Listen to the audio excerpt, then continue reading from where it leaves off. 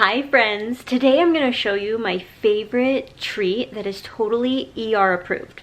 ER, which stands for the Elimination Reset Diet that I've been talking all about, and Sean and I shared all the details in the recent Zoom call that we did. So if you're interested in knowing exactly what this ER diet is, then put your email in the link in the description of this video and we explain it all there. Sean and I have seen amazing results with this ER diet. My skin has finally been clearing up because of it, and we are just so excited to share all the information with you guys and to share exactly what we've been eating that has made such an impact in how we feel, in my skin, and how our bodies look. Let me just show you my two favorite ER approved desserts that you can have whenever you're having that sweet tooth or you're feeling snackish.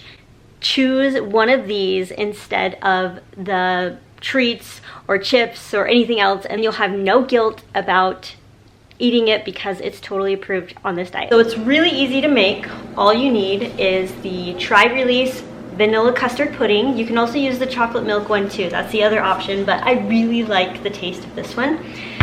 And then butter, chocolate chips, and raw organic whole milk.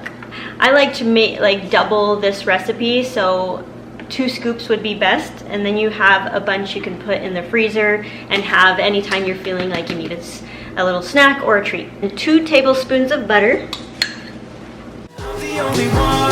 And add a little bit of the milk just to get it the right consistency. Not too much, just the right kind of cookie dough consistency.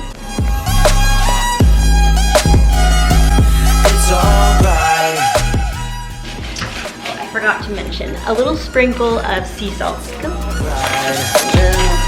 Sometimes I will even add a little bit of honey to it if you're wanting it to be a little bit sweeter. Honey is also allowed in small amounts. You can add a little bit of honey to your diet.